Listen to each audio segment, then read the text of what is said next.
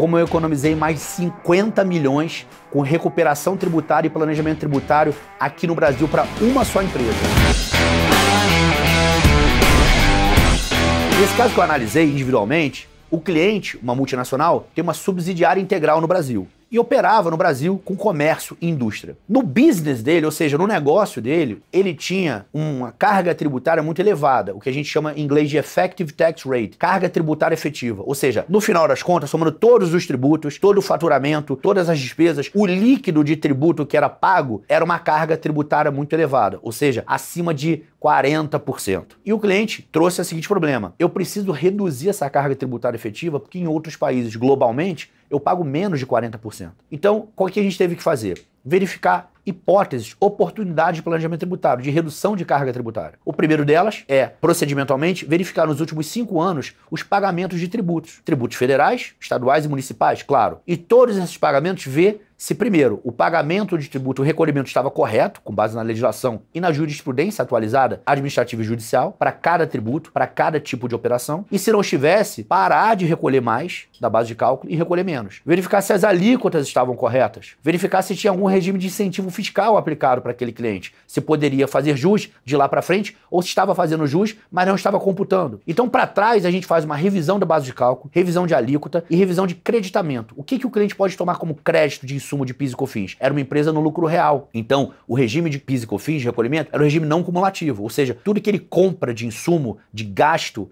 de despesa, ele pode creditar eventualmente, se aquilo for um insumo da atividade dele, e esse creditamento dá 9,25 para ele utilizar contra o PIS e COFINS a pagar lá na frente na sua saída. Ou seja, ele compra uma mercadoria, acredita 9,25, quando dá a saída dessa mercadoria, botando a margem, ele tem que recolher 9,25 da receita, mas utiliza o crédito da entrada, então só paga sobre o líquido. 9,25 sobre o preço de entrada, 9,25 tem que recolher no preço de saída. Tem uma margem, obviamente, que é o lucro, essa diferença ele paga de PIS e COFINS, mas não o PIS e COFINS inteiro na saída, sem tomar nenhum crédito, que seria muito maior. Então a gente verificou possibilidade de creditamento de PIS e COFINS de insumo, alíquotas aplicáveis de todos os tributos federais, imposto de renda, contribuição social. Ah, Leonardo, ninguém erra alíquota. Não é isso. Às vezes tem o adicional nesse caso, às vezes nas outras operações das outras empresas do grupo, porque eram várias empresas, né? Se aquela empresa estava recolhendo da forma correta, se aquela empresa podia fazer uma opção, por exemplo, lucro presumido. No passado, a gente faz um raio-x e verifica erros ou equívocos e oportunidades para o futuro. Ou seja, aquela empresa, uma das empresas do grupo, poderia escolher o lucro presumido?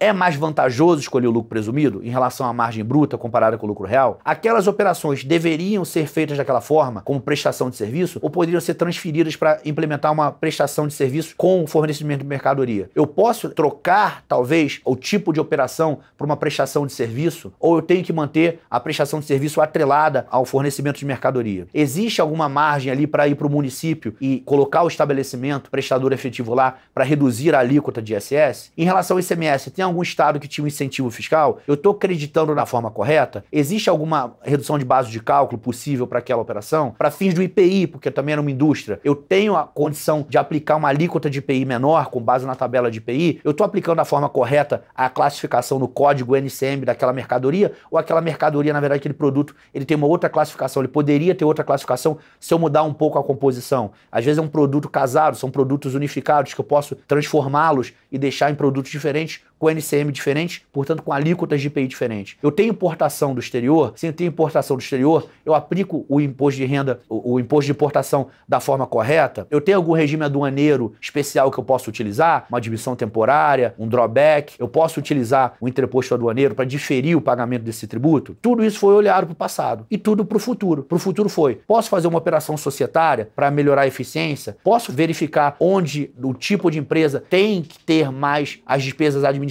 e fazer um centro de custos centralizado para as despesas administrativas ficarem, por exemplo, no lucro real, enquanto as operações com menos despesas, as operações mais intelectuais, sejam optantes do lucro presumido dentro de uma estrutura empresarial que eu tenho várias pessoas jurídicas. Dali para frente, tem algum benefício fiscal que eu não estou tomando? Um programa de alimentação do trabalhador, uma lei de inovação tecnológica, algum programa específico em relação à Lei Rouanet, que eu posso utilizar aquele valor para fazer o meu marketing, entre aspas, de graça ou subsidiado, para destinar aquele valor de imposto de renda para fazer um incentivo à cultura cultura, um incentivo ao esporte, que isso fomenta, obviamente, o branding da empresa e deixa de ter gasto efetivo ou gasto majoritário com as despesas de marketing nesse sentido? Eu tenho algum outro benefício fiscal que eu poderia utilizar? É possível ir para a Zona Franca de Manaus para uma parte da operação? É possível terceirizar parte da operação e evitar, portanto, uma folha de pagamento inchada com contratação de funcionário? É possível alocar parte da operação no exterior, utilizando estruturas fora do Brasil, que, portanto, eu faço prestação de serviço ou importação de mercadoria por trading ou por empresas do grupo, mas que vão ter uma carga tributária menor se não forem coligadas ou controladas direta da sociedade? Eu posso utilizar prestadores de serviço no exterior, que tem às vezes uma margem menor, porque pagam menos tributo. Então, tudo isso, eu posso utilizar tratados internacionais